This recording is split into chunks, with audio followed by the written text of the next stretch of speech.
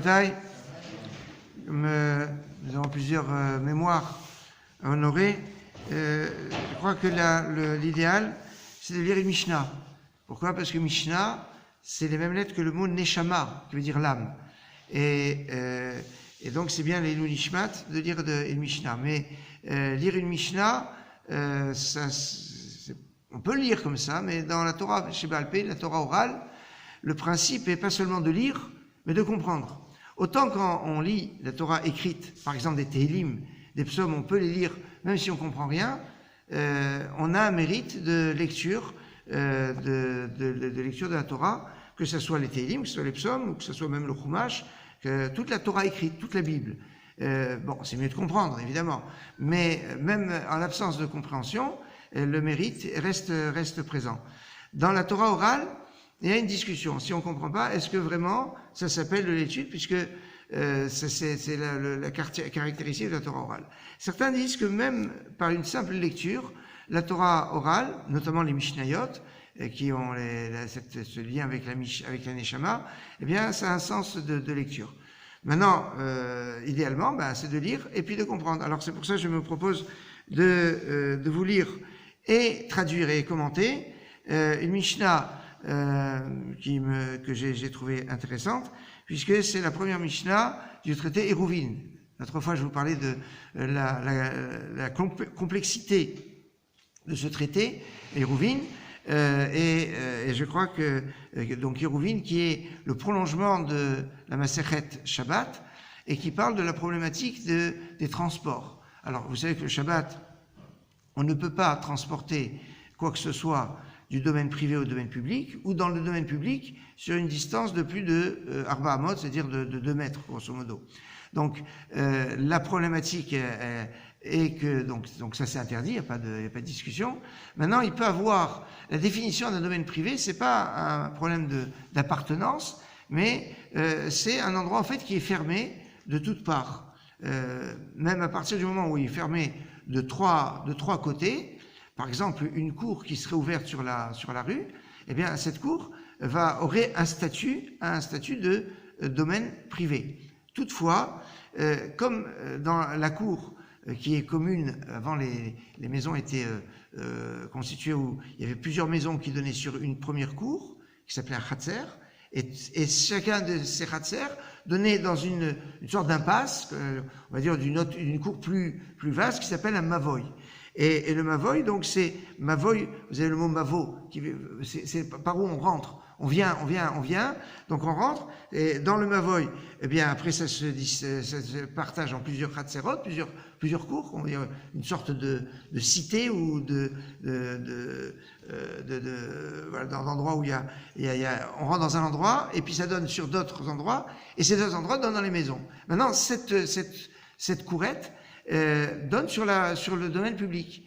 Et comme ça donne sur le domaine public, les sages ont eu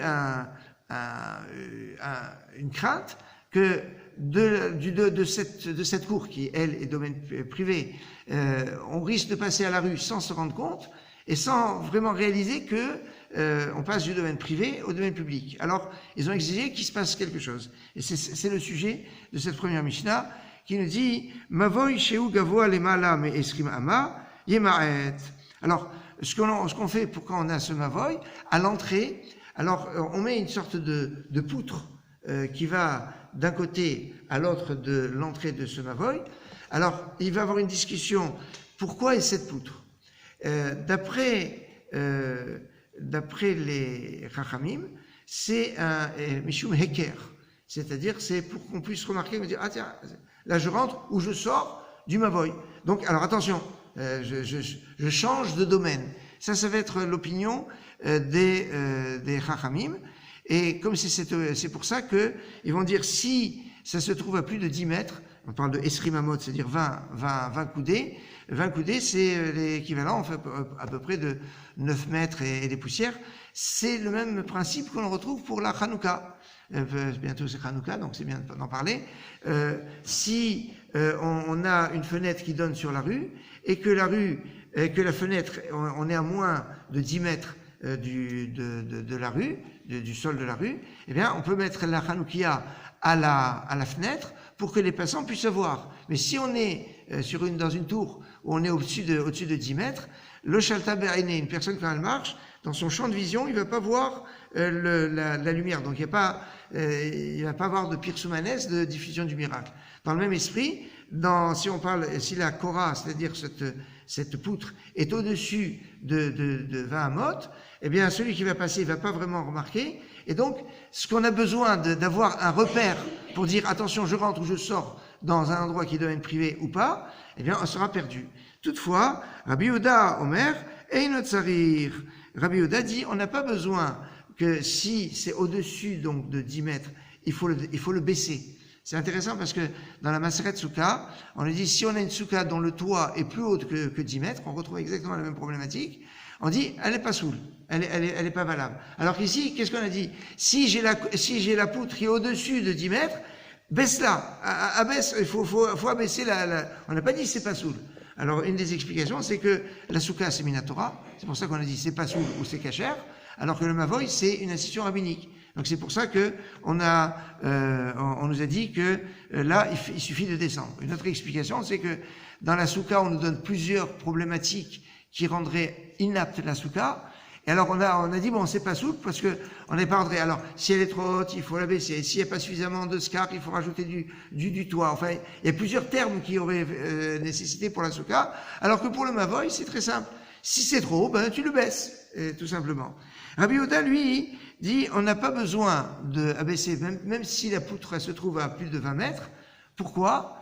Parce que lui il considère que la présence de cette poutre c'est Mishum Mechitza, c'est-à-dire que c'est comme une sorte de porte, de mur virtuel qui se trouve et qui ferme quelque part la courette. C'est-à-dire la courette en fait elle a besoin de murs et c'est un mur. Alors c'est le principe qu'on appelle aussi à un autre endroit Surat HaPetar. Surat HaPetar c'est deux montants avec un fronton en haut et c'est considéré comme une porte qui est considérée comme si c'était bouché. Et c'est comme ça que on peut fermer à un endroit. C'est tout le principe de ce qu'on appelle communément le hérouv.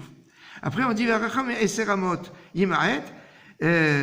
Maintenant, si la largeur de l'ouverture de cette courette est plus de 5 mètres, donc de 10 amot, il faudra réduire.